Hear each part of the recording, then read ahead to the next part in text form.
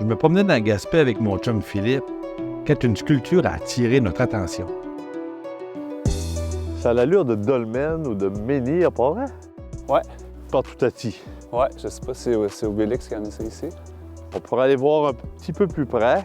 Je crois que c'est le monument à Jacques Cartier.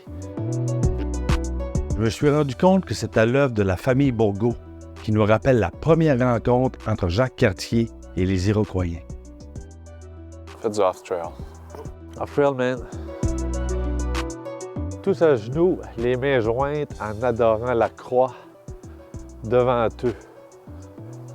Tu t'essayes en anglais, de le lire en anglais, Pascal? Non, j'ai une migraine.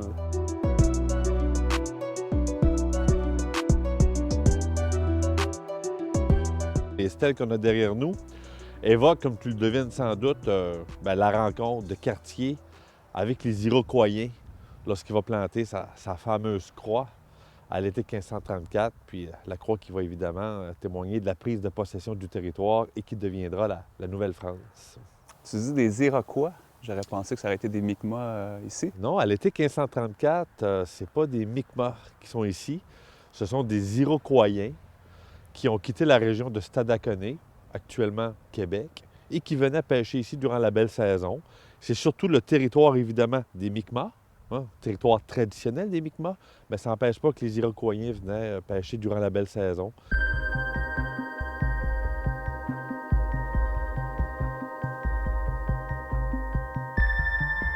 À cette époque-là, début du 16e siècle, les grandes puissances se font la course. On est dans un mouvement d'exploration, mais l'exploration, il y a un but politique derrière, la soif de richesse, la soif de s'approprier un territoire. On est dans un mouvement de conquête territoriale, d'expansion territoriale. Et on doit aller chercher les richesses ailleurs. Ça a bien changé aujourd'hui, hein, Philippe? Écoute, on dit que l'histoire se répète.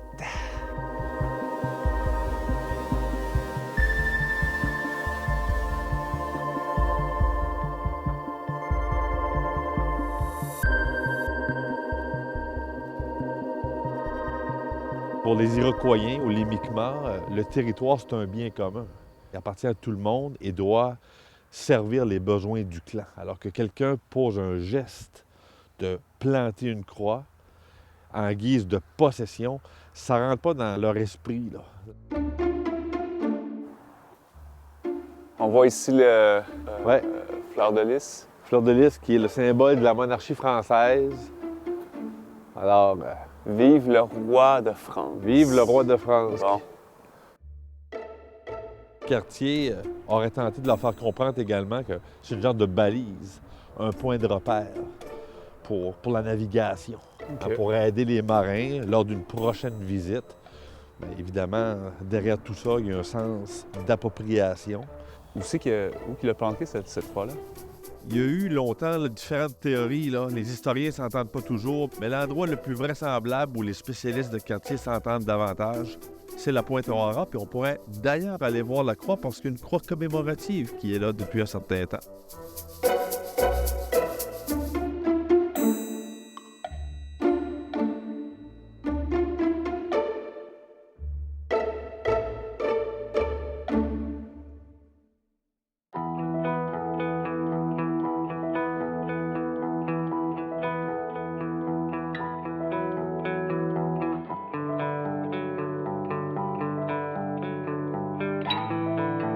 Ah, tiens Oh. donc, La croix!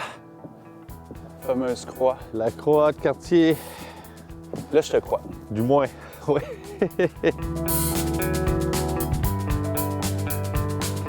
Et là, la même hauteur que la croix d'origine de 1534. Évidemment, OK. c'est une réplique, celle-là, hein, c'est une croix commémorative. Oui, oui, une C'est- trentaine de pieds. Trentaine de pieds. Oui, 10 mètres.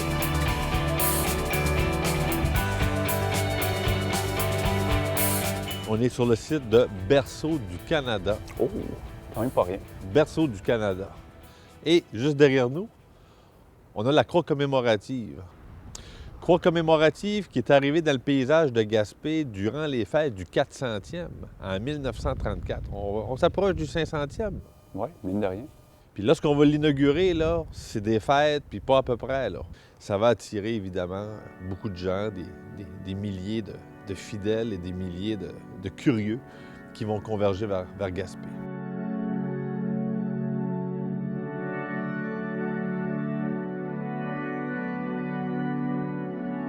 Le lieu a bien changé. Je pense qu'on en a fait une belle mise en valeur. Puis, il y a un tipi qui est aménagé ici. Il y a même des écriteaux à Mi'kmaq. OK. Fait que je pense qu'on est rendu à l'étape de rebâtir des ponts avec la communauté Mi'kmaq. Ben, je pense que c'est juste normal qu'on revienne là, sur peut-être certains biais qu'on a eus avec le temps. Donc, de redonner l'importance que, dans le fond, que la culture autochtone a aussi apporté dans l'histoire du Canada, notre histoire. Et qui veut perdurer, Ouais. qui refuse de mourir. On entend encore la présence du clergé de nos jours. Je sens l'appel des cloches. Attends-tu qu'on aille se recueillir, faire une petite prière quelques instants? On peut mettre une croix là-dessus. Oh mon Dieu. OK.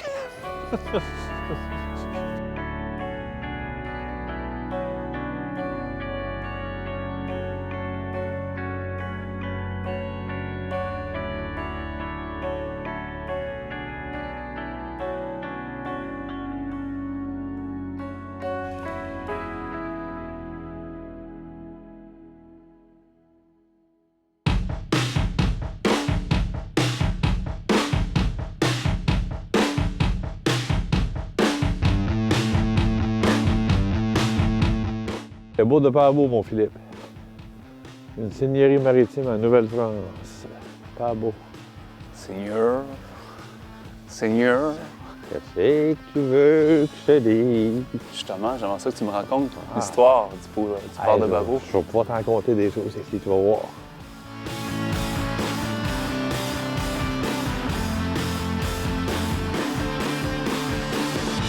Mon cher Philippe, on est sur le site de l'ancienne seigneurie des Lefebvre de Bellefeuille.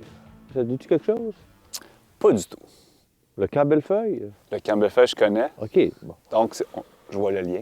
Maintenant. Il y a une association. Hein, c'est pas un hasard. On est ici à Paabo, où il y a eu une seigneurie florissante, très prospère, qui a fonctionné pendant presque 3 décennies et reposait encore une fois sur la fameuse Morue salée. morue salée séchée. Effectivement. On y revient. Puis à l'époque, 18e siècle, en Gaspésie, on est loin des grands centres. Hein? On est loin du poste administratif, on est loin de la capitale. Et souvent, il y a des seigneurs qui deviennent propriétaires d'un lieu, d'une propriété, mais ils n'y mettent jamais les pieds. Ils ne mettent pas d'effort à la développer. Franchement. Les Lefebvre de Bellefeuille vont voir ça autrement, puis vont se dire « Hey, pourquoi pas? » Alors, c'est Pierre Lefebvre de Bellefeuille qui devient propriétaire de la seigneurie en 1729. Et l'année suivante, 1730, il va laisser la seigneurie à ses 3 neveux, qui, eux, vont vraiment décider de développer le poste de pêche. Les 3 petits cochons du temps.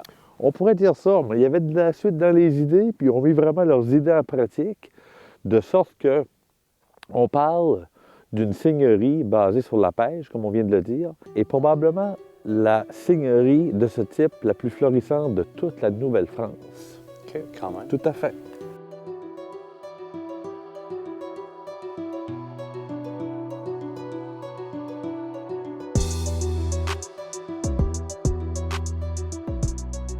Alors ici, il y avait des pêcheurs d'origine basque, des Bretons, des Normands, qui faisaient leur petite affaire, qui pêchaient pour eux.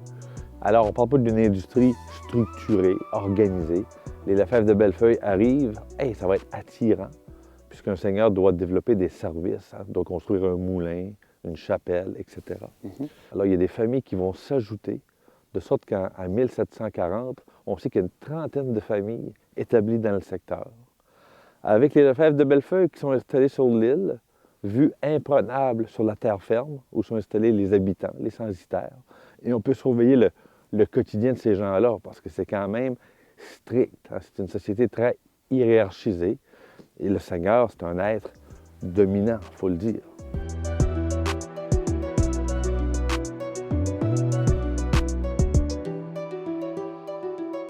avec le temps, quand la guerre de conquête va débuter, en 1754, où la France et l'Angleterre vont s'affronter pour la domination de l'Amérique du Nord, il y aura jusqu'à 300 habitants qui habitent ici, ce qui est quand même pas rien. Ouais. Alors vraiment, trouver un poste dans l'Est du Québec aussi nombreux, aussi prospère, il faut rouler quand même un petit bout, là. Et malheureusement, tout ce développement-là va prendre fin du jour au lendemain, durant la guerre de la conquête. Et en septembre 1758, il y a un ouragan qui va passer ici. Oh! L'ouragan Wolf? L'ouragan Wolf. C'était l'année Philippe. du W cette année-là. On le sait bien. L'ouragan Wolf, effectivement. James Wolfe, hein, le militaire britannique qui va arriver en Gaspésie, tiens-toi bien, avec 1500 troupes. Il n'y a même pas 1500 habitants dans toute la Gaspésie à l'époque. Pour vrai? Alors, il donne un grand coup. On va tout raser. Ça sera une razzia, tout démolir. On incendie les maisons, on incendie le manoir seigneurial situé sur l'île Beau-Séjour. On parlait des trois petits cochons tantôt. Wolf, Oui, hein? Le loup ouais, c'est le loup, effectivement. qui détruit tout. Ça te scrape une vie. Ça te brise un élan. Ouais. La population, au lendemain de la razzia, s'en vont vers Ristigouche, où il y a déjà un camp de réfugiés provisoires là-bas. C'est la guerre. Il y a des Acadiens installés là-bas. Et d'autres vont partir jusqu'à Québec.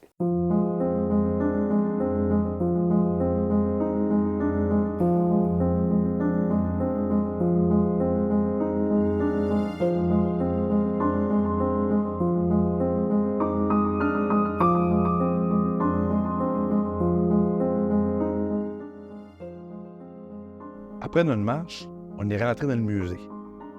On est tombé sur Elsa, la directrice du site, qui nous a offert une visite privée. Ici, il y a des super de beaux artefacts. On a quelques artefacts là, qui ont été vraiment bien conservés, notamment la clé. Là, ici, on peut vraiment voir que c'était une clé.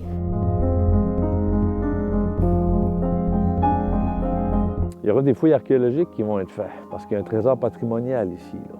Pierre Nadon, décédé en 2002, un archéologue passionné, va arriver ici et va faire des fouilles et va retrouver pendant 5, 6, 7 ans plus de 16 000 artefacts. Quand même. 16 000.